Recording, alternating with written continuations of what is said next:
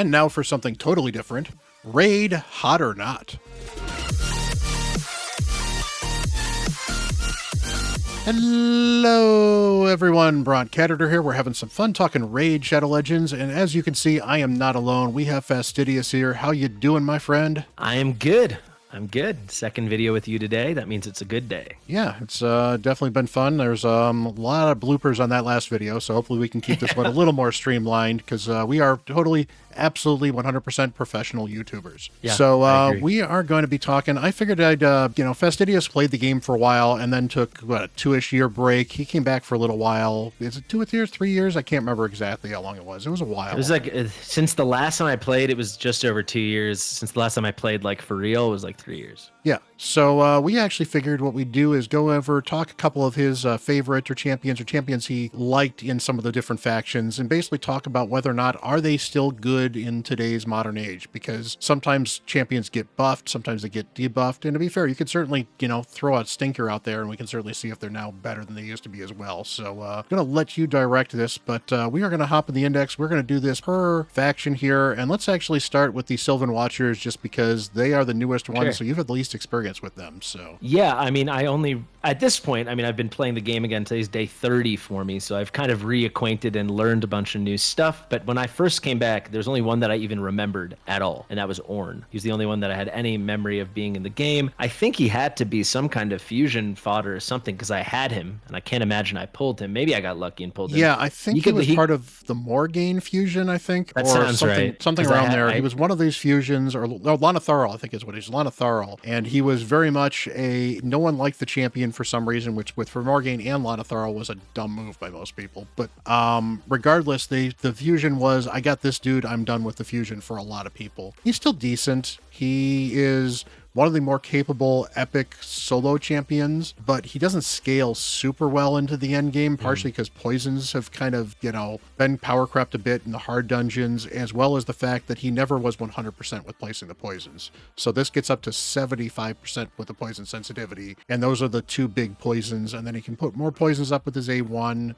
but not a huge chance, and trigger the poisons with the A2. I've never been super thrilled with him, but he is certainly a usable champion, and for early game accounts, he can be a big carry as a solo farmer in a lot of areas, but he definitely falls off late. Yeah, I remember I built him. That would check out if he was for one of those fusions, because when I said it's been like 3 years since I played for real, that last year I played like sometimes taking weeks and weeks of time off, and when I did come, I was pretty casual. So I would just go for the epics on fusions and stuff. So I do remember getting him. I do remember building him for fun, because I heard he could kind of be like a baby Bad Alcazar, and I remember being like, I guess that worked, but kind of insulting to compare him to Bad Alcazar. Pretty much. There's so many better epics I'd rather build for the same thing too. So all right, hopping into Shadowkin. We're just going to go backwards. All right. Shadowkin, I love. The theme I'm going to pick here are champions I always liked, but maybe even at my time, not everyone loved them, but I just thought I used them and I thought they were underrated. So for Shadowkin, I'll go with Sachi. I built Sachi the second I got her. She was one of the first Shadowkin they added. It was right when they added that faction. I was really excited to get her. And I always liked her. I wonder why.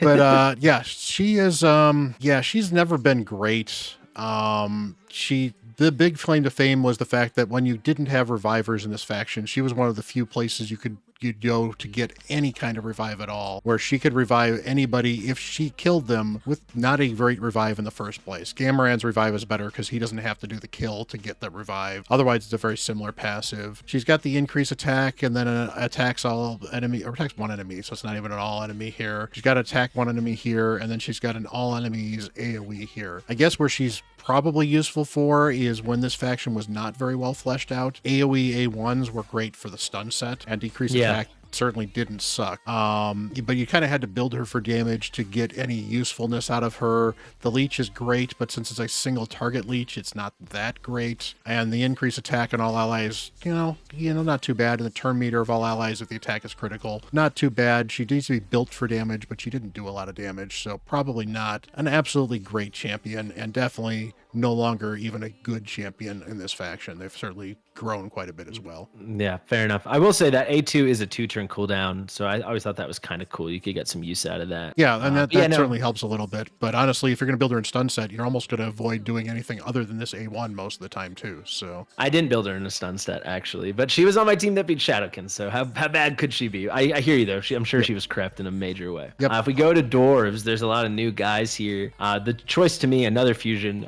very obvious, is going to be Rugnor Goldgleam, who I always found very underrated. I got him. That was back when you could get 2 copies of things. I heard you can't really do that now. But I got to copy him, and I did whatever fusion he was a part of. I can't remember. Would have been, I think, whatever was after Yoshi. If I'd have to go back to the yeah, the be a pretty annals early of fusion most likely. raid times. But yeah, I loved him.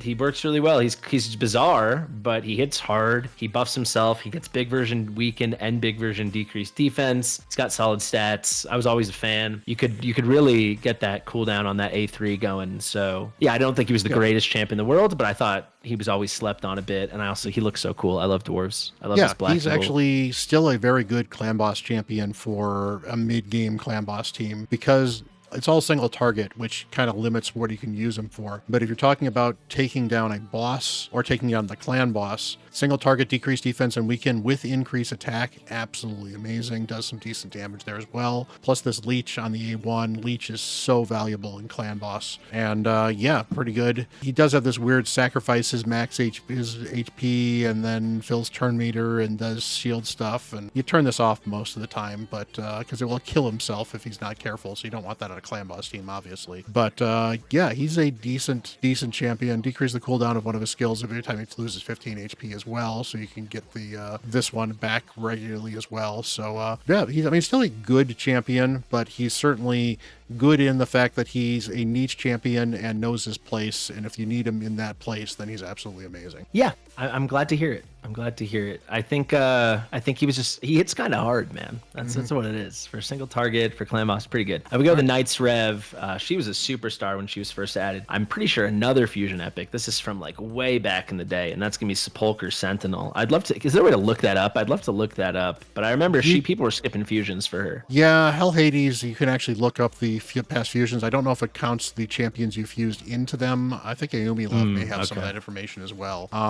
But yeah, she is still considered a clan boss goddess for getting the unkillable, or not unkillable teams, but honestly getting a lot of teams working because of this increased defense and block debuffs on a 4-turn cooldown. Now, the 4-turn cooldown is the unfortunate part of this. It could be nice to get to a 3-turn cooldown, and there are now champions that do the 3-turn cooldown with these skills. Many of them are legendaries, for example.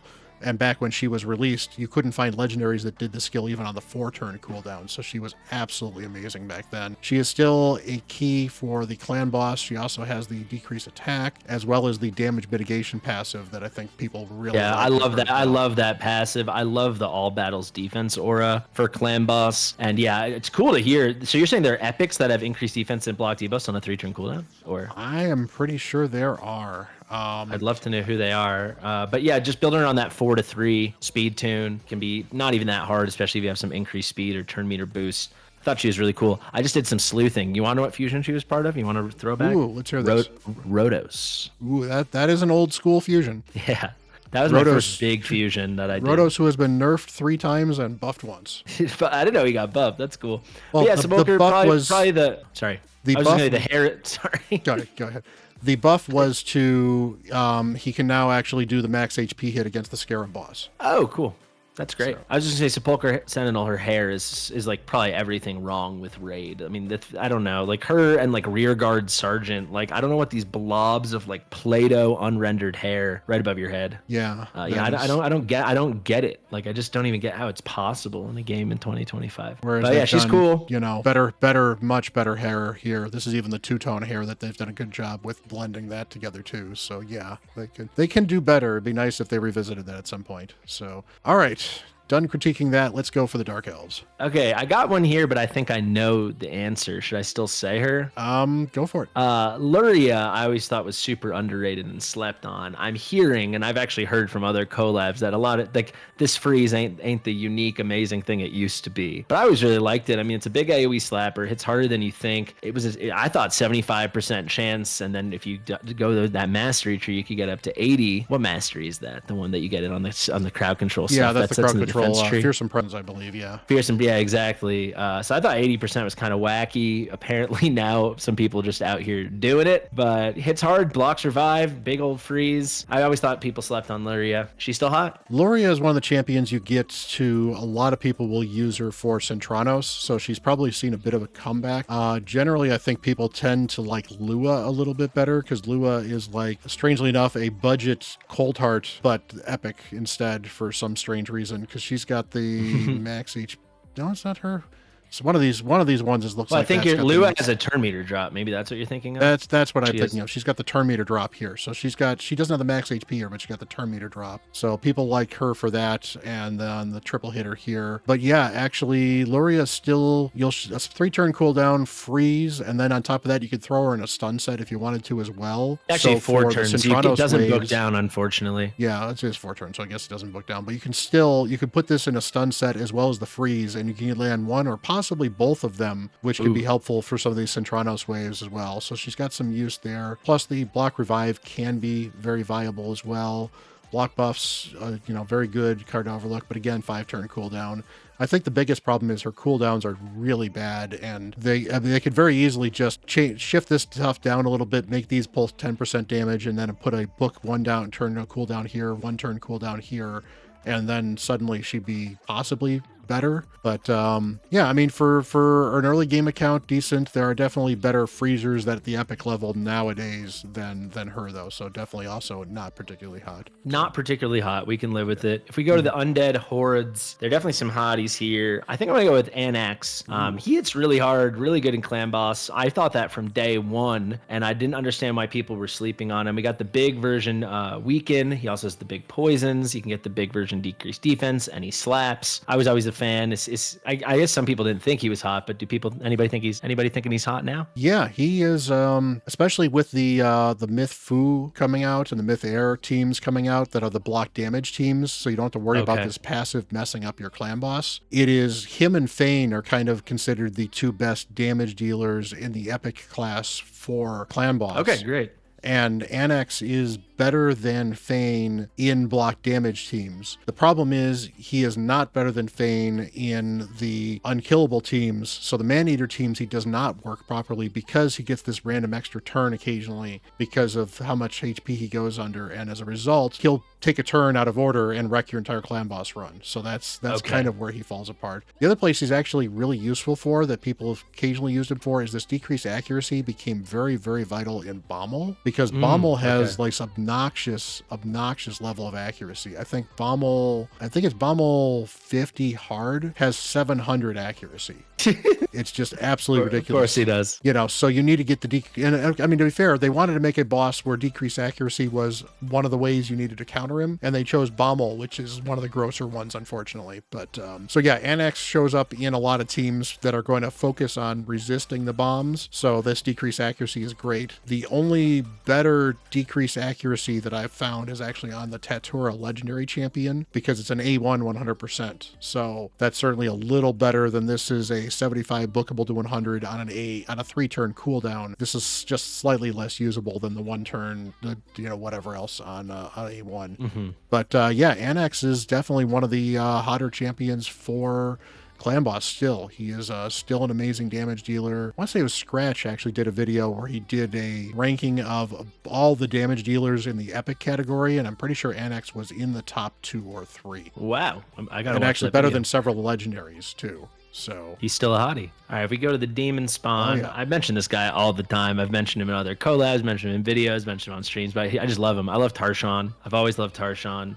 AoE AoE weaken is just not such a common thing. Maybe it is now, but I remember like Rianne had it when they added her to Doom Tower. Spider has something kind of like it. But Tarshan, I mean, this is 3-turn cooldown, books up to 100% chance. Combine that with basically like the defense version of a Gorgorab kind of skill, which I was really like. Wish it was on a 3-turn cooldown, but increased defense with the big turn meter fill. I like this guy. Cheeky provoke on the A1. I always wanted him. I finally got him, and then he was as good as I wanted him to be. I like him. Yeah, you can use him as an emergency provoker in Hydra if you need to, increase defense, and the turn meter kill is actually great. And I think that that's very underrated because there's not a lot of champions that do turn meter increase with that increased defense. Yeah. You've got Siphi is kind of the best known of them, but you've got Doomscreech and you've got Tarshan. And I never hear Tarshan mentioned in the same breath as Doomscreech because Doomscreech has slightly more turn meter, but still very, very good there. Yeah, decrease the weaken. It's nice to get weaken out there. It's underrated, but weaken adds a ton of damage to your fights, so definitely worthwhile. I always found they added a lot of options with like Lydia, and then I'm sure newer people I don't know about that have this AoE decreased defense and weaken together. But it used to be the rarest thing in the world, right? It was like Venus had it, and I'm trying to think like Dracomorph, I think, has it, right? Yeah, that's pretty much it. But that's kind of it. And then so the way you get it as a normal person is like you have to have a decreased defense and an AoE weaken, but you kind of don't have the AoE weaken, so then you're just like, oh, I'm never going to get this. But Tarshan allows you to get this. Yeah, I mean, he's certainly not a top tier, but I think you weren't even saying he was top tier at the time too. But he's very serviceable for a while, probably pretty good in faction wars as well, where weaken is actually probably a little more powerful than decreased defense on the lower levels at least. And overall, pretty solid champ. Definitely worth building if you need one early. And when you don't need one, you'll kind of know that you're passed by because you'll have the weaken and the decreased defense and other stuff that are going on as well. But yeah, I think this is really the ability that people are sleeping on a little bit. This turn meter with the increased defense is a lot more powerful than you think, particularly since he's a defense-based champ, and there are other defense-based champs as well that might do more damage with that increased defense. So definitely a decent champion still. Sweet. There's a lot of really good ones in the orcs. I'll go for fitting in my theme. Someone who I think people thought was good, but still thought was underrated. We'll go with Vrask.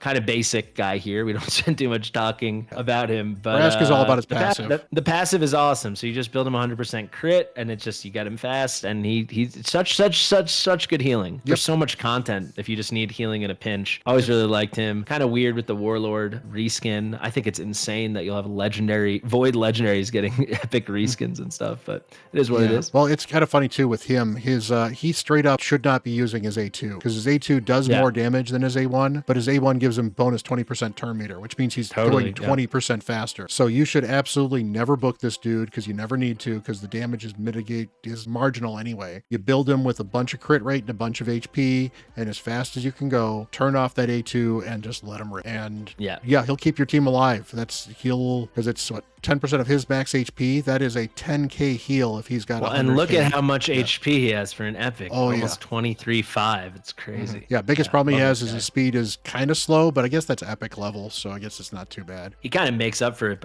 with all the turn meter boosts. Yep, very simple kit, but you know what? Sometimes the simple kits are good, and yeah, he's obviously not an end game, but he's very useful in a lot of areas, particularly in like what is it? The Immortal Dragon, the one that can lock you out in Doom Tower, is great because. Okay, he locked out everybody and Vrask is still A1ing, so what's the point? What's the problem? So, awesome. Skinwalkers. All right, for Skinwalkers, we got another fusion one who I'm trying to figure out what fusion he was from, but it's going to be Horpheres. This was one where people are like, hey, you can skip this and just go for Horpheres, because at that time, there was no other reviver. I don't think so. I don't think there was any other reviver in the Skinwalkers, but because of that, we all used Horpheres. I used Horpheres to beat Skinwalkers, and I feel like as I used Horpheres, I was like kind of just a little underrated. Yes, it sucks that the stun starts at 10%, but it goes all the way up to 30% on an A1, which really is something. Combine that with the fact that, it's not doing anything else, but you're getting big version increased attack and big version increased crit rate. Increased crit rate, kind of lame, but in Faction Wars, where you might not have the best builds on everyone, it was the difference. I remember back from when I cleared it, and then at the time, not the classic, but now it is the classic. That one epic in every faction that needs a 2 ally revive comes with strengthen on all allies. You do have to book it, but I guess you don't have to if you have other supports and you don't need it as often. I always thought Horpheres was thought as like, hey, this is the reviver you need, and I thought he was slightly better than that. Yeah, I think part of the problem is that of the revivers that are available in a lot of the other factions, he still feels like he's underrated just a little bit, not underrated, but just underwhelming a little bit because there's no healing in the kit at all outside of the revive, which I always find revivers that don't have some other kind of healing sometimes you struggle to use them because you're bringing them in for support, but the healing support isn't there. So you need to bring another support for the healing as well. Now, to be Yeah. fair, that's where Steel Skull comes in. Steel Skull, absolutely awesome in this faction still for a healer if you need something like that. I didn't say Steel Skull because I thought he was a little too good for the theme I've been going on. He's still good. He's one of the ones where a lot of people think he's been power crept, but that huge speed and the fact that he's got a good heal here, amazing heal here with a cleanse and some poisons that are usable.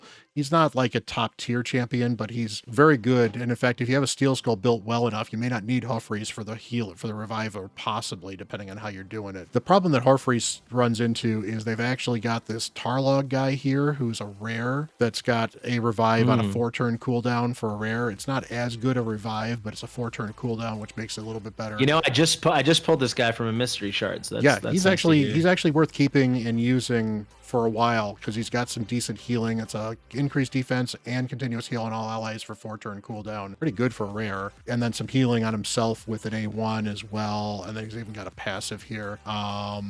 Get some extra continuous heals on people afterwards. So he's actually pretty solid. And then you also, of course, had, what's his name here? Uko, who is definitely a legendary, who is a better reviver. But I mean, he's a legendary, so of course he's a better reviver. Yeah, I can't find what fusion Horfreeze was in, but I'm almost certain Uko I was during my time, but I think Uko was after. Yeah, so. Uko was definitely after because Horfreeze was in the game when I started. So it's one of the very, very early ones, I think. Yeah, Uko was cool. Yeah. So, and that's not to say that Horfreeze is bad, but Horfreeze is definitely if you need a reviver, Horfreeze is a acceptable reviver in this faction kind of champion now. So not necessarily hot anymore, but not necessarily, the stay away with the 10-foot pole. You pull a Horfreeze, you're definitely going to at least squirrel him away to make sure you've got that reviver when you need it. For sure. I think I got a fun one for Lizardman. Awesome. I'm gonna go with Broadmaw. Yes, a fusion, but a different kind of fusion. This is a permanent fusion. Many people, if you play Raid long enough, will fuse him a dozen times. I think at some point when I was playing, he did get buffed. So that's maybe that's why people thought he was. So I think people thought he was bad, and then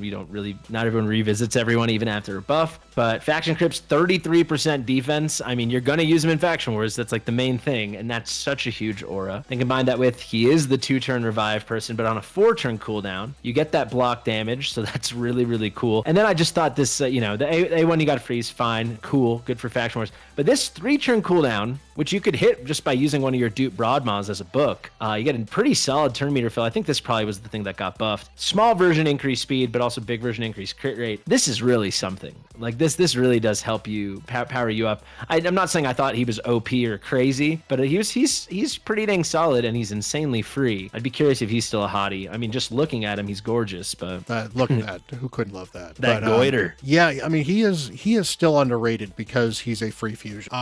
But yeah, this is better than I think a lot of people do give it credit for because they look at the turn meter, it's like that's not 30%, and they look at the increased speed, and that's not a 30%. But other than High Katoon, you just don't get this at a freely accessible champion early on. And that increased crit rate, very, very good for Faction Wars as well. In fact, one of the fun strategies that I got from a couple other people I worked with is double Broadmaw for Faction Wars.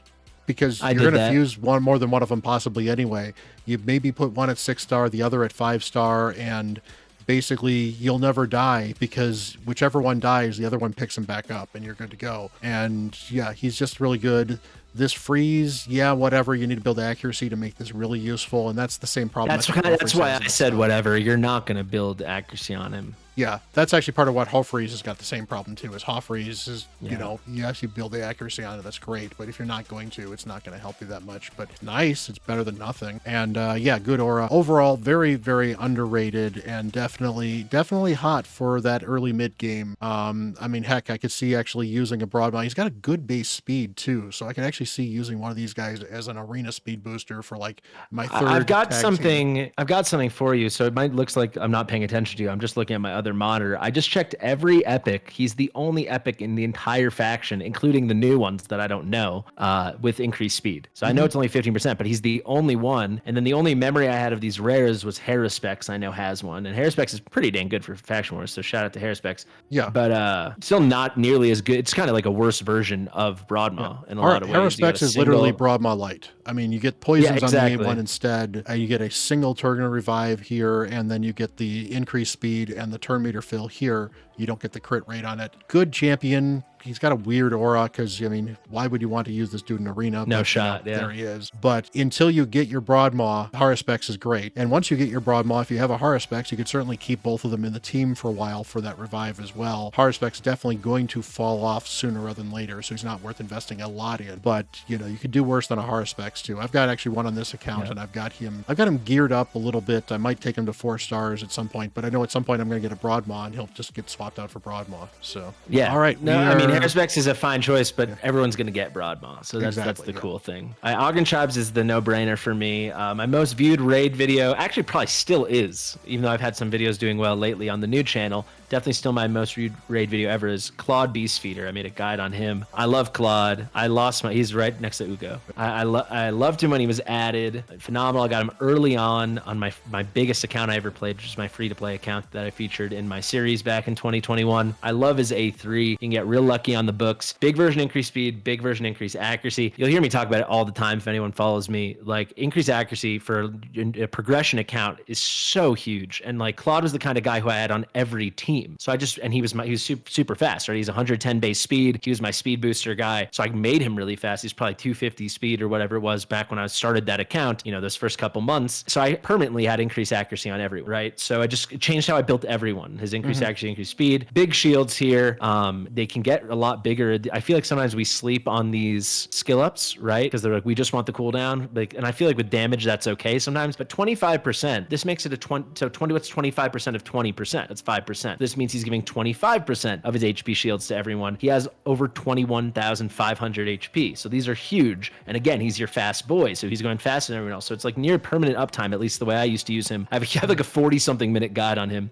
Increased speed, increased accuracy, shields, and then you get decreased crit rate, which, yeah, not the most thrilling thing in the world. But if you're unlucky like I was, you're probably going to end up max booking this. So this is going to be a 50%. And he's really fast, as I've mentioned a few times. So especially against bosses, they're just never going to be able to crit against you. So it's a little cherry on top. He's HP based. Damage isn't good, but just good stats. Really, really usable. I think of course he's going to fall off in the end game or something, but he's going to get you to that late end game, no problem. Yeah, I think he's definitely still in the hot category. Not that he's ever was going to be like a meta champion, but with bombs, for example, this increased speed and increased accuracy became very critical because that increased accuracy helped bomb champions in arena. And I mean, he's got this it's kind of a Syl era passive. It's only one ally instead of every ally, but that can keep you alive when you're struggling on content. And very and it's called delicious giblets. I mean, come on. Oh, of course, yes. He even brings a snack. That's what he's got in there somewhere. So he is still a beast feeder. And he's definitely slept on. I think there's a lot of people that don't build him because increased accuracy, a little niche. Increased speed, obviously very, very good. And the fact that it only needs 2 books is great. The shield can be niche depending on what you're looking for, but if you need a shield, this is great. And, definitely a good support. And I think it's just a matter of, honestly, I think he's just not sexy because the damage is sexy. Let's just face it. Damage is sexy in raid, and he's a good support. But here's my counterpoint. He allows you to do so much more damage because you can skimp on your accuracy. That's how I built him. So I had him when I started off. I got him like my first month or 2. I used him in every single team. I even used him in Clan Boss and everything until I started filling out my roster because then you can build everyone a little bit faster and a little bit more DPS and this, that, and the other. So big fan of that guy. Oh yeah. Absolutely. All right, home stretch here. We have the barbarians. Yes. All right, barbarians. I'm not going to get too creative with it. I'm just going to pick Haikatoon. I've always loved Haikatoon. I just got her today, actually, day 30 on my account. I think people just think of her for her A2, and you can get real lucky and get that thing going in one book. Combine that with the all speed aura, all speed in all battles aura, which for most people, myself included right now, first one you're ever going to get on your account. So that's pretty exciting. You get the turn meter fill with the increased speed, which I would love to see a list of how many people can do that, like including legendaries, but certainly just epics and below. It's so rare. You get the big version increased speed, the 15% fill, and people kind of stop there. They're like, all right, so I can use her as my speed lead, especially before the days of like a Wukong code and stuff like that. She'll be your lead till Arbiter maybe, and then you can just have her lead things off. 104 base speed, pretty good. Turn meter fill, increased speed. But like, this is great, her A3. And like, eventually I think a lot of people should book her. It depends on your account. You got 75% chance to decrease everyone else's else's turn meter. So now you're going the other direction with that. And then she can slow him down even further with big version decreased speed that goes up to 40% on the A1. Again, she's gonna be really fast, so she's gonna get these hits out a lot. I used her in a lot of places. I used her in Doom Tower a lot. I certainly used her in Faction Wars, obviously in Arena, eventually became Tag Arena. But I just think she's very well designed. This is what a log and reward champion on day 30 should be, which, as we know, day 60 and day 90 are not going to feel the same. But for day 30, this was cool. Yeah, and I mean, I think that a lot of the dislike of her is both everyone assumes she's a login champion, so she must be garbage, which is unfortunately way wrong most of the time. Well, not most of the time, but way wrong here. And then Apothecary was the media darling for a little while too, and a lot of people still think that Apothecary is possibly better than Haikatun. And I totally disagree with that, because Apothecary has other utility to him. But if you're looking for a pure speed champ for every area of the game, Haikatun, I think, does it better. Yeah. I think Apothecary is great, but assuming you're getting your support elsewhere, which I think most people will be, especially with all these new things like links you can use, your link, my link, both have Tagore in it, right? And then you can get Rector Draft, you can do these login codes, they give you more freebies. I just think, that the need for someone who's doing the speed and the healing and this, and this, when it's like you're probably getting your support from one place and then you can go pedal the metal in another place. I don't think you need this kind of budget 2-for-1 anymore. Exactly. Apothecary. Yeah, and I mean, meanwhile, still she's worth building. She's basically, between her, War Maiden, and Scylla the Drakes, you have solved Faction Wars. Just those three champions and two other people that are tough enough to fill in and sit around and not die so often that Scylla can't possibly pick them back up. That's how easy they make Faction Wars. That's how powerful the three of them are together. I feel like you could probably, if you had to, just build out 2 shield guards, and you'd probably be done. All right, Sacred Order. This got to be the meatiest. Is this the meatiest one, you think? The meatiest faction? I think there are so much more going on epics here than anybody else, and unfortunately, more than half of them are trash. It's kind of sad, but I got one for you though. All right. Let's go to Cardinal. I think Cardinal's always been slept on. I think she's presented, at least back in my day, she's presented as just like a kind of cheat code cheese thing with her A3. You build your team slow, make sure Cardinal doesn't die, let your team get wiped, and then she picks everyone else back up. I'm talking PvP, if that wasn't clear. And everyone's got not 100% turn meter, max turn meters. So everyone else literally cuts the line, is ready to go. And that is awesome, right? That's an awesome skill. What I want to say is I think that skill has use well beyond just PvP. Cardinal on that free-to-play account I mentioned was my first ever Void Epic. Just at level 50 with, I think, very minimal books. I used her in tons and tons of places as a cheat code.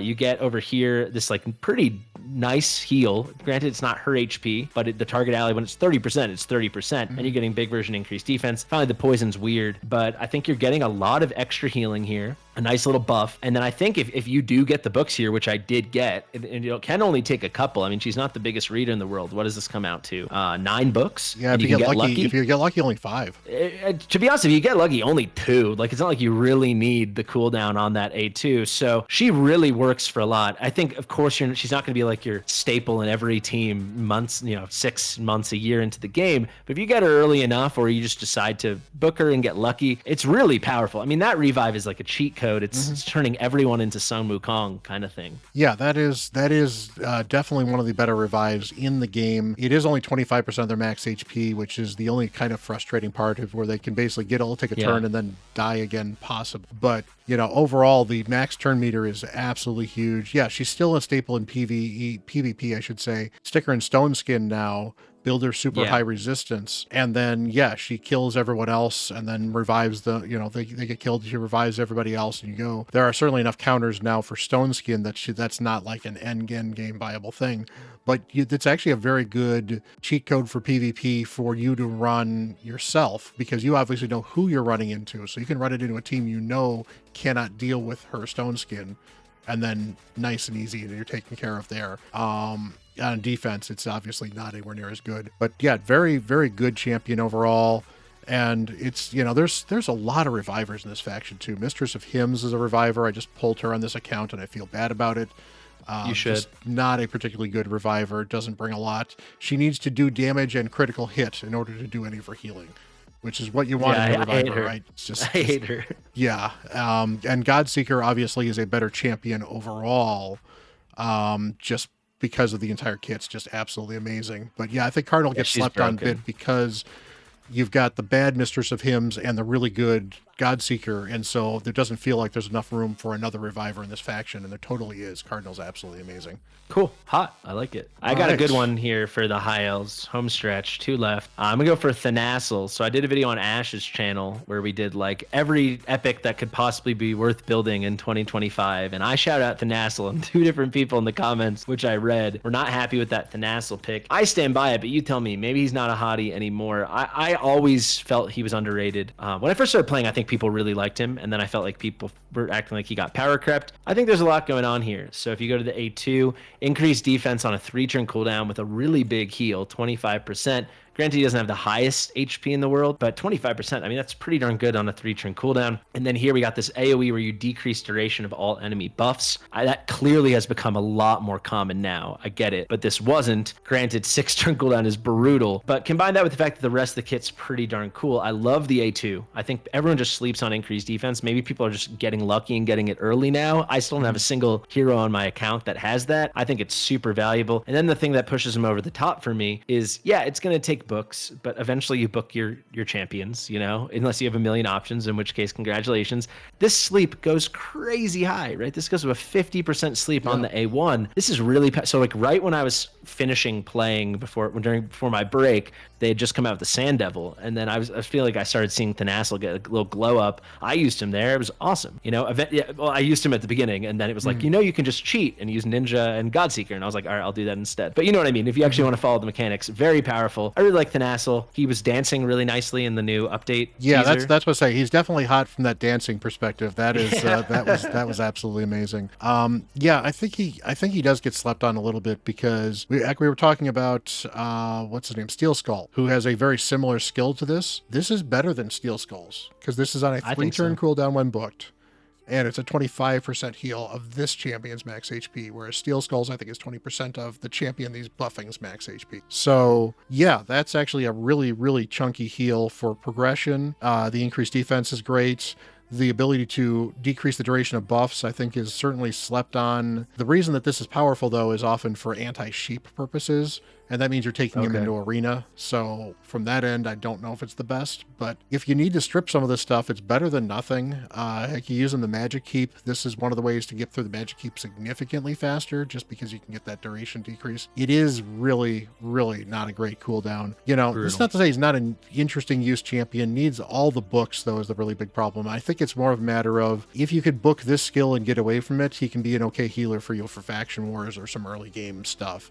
Probably not going to be a very good late game champion, but you're not saying he's a late game champion. You're saying for early on he's very. I'm not saying almost any of these guys are late game champions, but I think the way the game has evolved from what I've seen so far, it seems like there are very few epics, period, that aren't of the total cream of the crop that get to have a place in the end game. But even if you didn't book this, right? 4-turn cooldown based on, you're right, I double checked. Steel Skull is based on their max HP. Based on his max HP, if I had him right now, he'd fit into multiple teams without a single book, and that's something. The final thing I'll say is if you're willing to be patient, and even if you don't use a single book, I mean, 15% isn't nothing on the A1. You can manual through and get that going. Granted, he needs the accuracy, but he doesn't need many other stats, right? So I think, I don't know, people are acting like they couldn't believe I said he's so bad, and I'm like, he's not bad. I think people just have so much, they can't imagine what it's like to, like, what if you don't have giant AoE heals? What if you don't have increased defense? You know? Yeah, I think, and to be fair, a lot of the meta really is get more damage into your team so you can attack things down faster, and he definitely does not play into that level of a meta at all. True. I can agree with that. All right, Banner Lords, I got a great one to end on, and that's going to be Giscard. So here's a Brogni champ. It took me this long to find my favorite type of character, which is a Brogni fusion epic. And we got Giscard here. All of them were good. All the Brogni fusion epics were good. It was Mordecai, Skimfos, Giscard, and I will think of the other one day. But we got the big Traction Crypts defense, fine.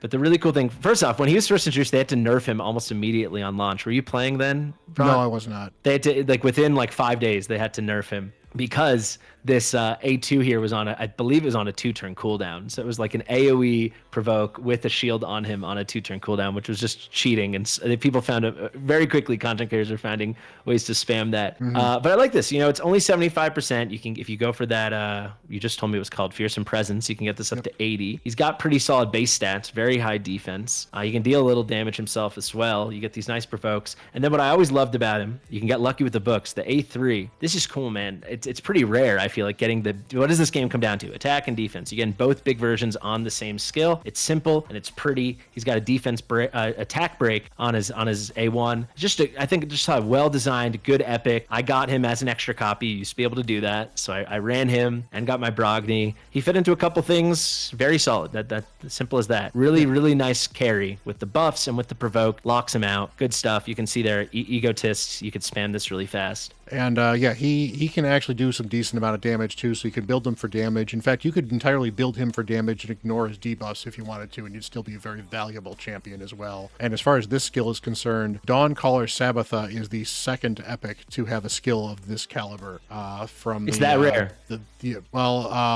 No, she was the Void Epic Fusion from Esme. No, I'm saying the skill's that rare. The skill is rare. Yeah, the skill is rare. Absolutely. Yeah. Cool. Yeah, I like it. Yep. That is, yeah, I mean, I still think he's pretty decent. Obviously, there are better epics in here, too. Obviously, he's not Stag, but, you know, few epics are Stag, honestly. It's just, you know, Stag's just so good. But, yeah, he's definitely one of the better ones. He's one of the ones I look for when I do takeovers for this faction, particularly because I find getting damage out of this faction until recently with some of these legendaries so difficult. And he hits very hard. He's also tanky because he's a defense-based champion. Yeah, Giscard's still one of the better epics in this particular faction, I think. And honestly, for Centranos, I think that provoke is a lot more valuable now than it used to be. As well as, you know, if you're desperate for a provoke in Hydra, here's a provoke in Hydra that's an AoE that's on a 3-turn cooldown. You could certainly do worse than the 75% provoke. Totally, yeah. For one of your Hydra teams, I mean, pretty darn good. I had to Google it, but the final Brogni epic was Fenchi, so you can see all 4 of them are really good. So he was a little Fire Knight cheat code. Sweet. Awesome. Well, that is the raid hot or not. So it's definitely kind of interesting to see where some of these epics have gone. You know, again, it's one of these things where if you can find a use for the epic, use the epic. You know, there's nothing wrong with finding use for champions. I know on this free to play, there are champions that I've never thought I'd be using a lot, but like I built Mistress of Hymns because you know what? It's a reviver and you need a reviver for Faction Wars. And lo and behold, I got another 7 or 8 Faction War stars using her because of that one little heal. Didn't need her for much, didn't need to invest a lot into her, but you know what? If you find an epic that does kind of what you're looking for, minimal investment can get you halfway there, and maybe you just bring them to 5-star. We're not talking about these epics being absolutely major carries for you, but I think a lot of these epics are definitely overlooked, and particularly with Centranos content, I think it's very easy to forget that some of these epics that do a couple things fairly well are still usable enough when you don't have any choice for legendary. So definitely fun to go back in time and take a look and see who was good and who was bad back then, and talk about who's decent now. So, I think all that was very well said. Thank you so much for having me, Bront.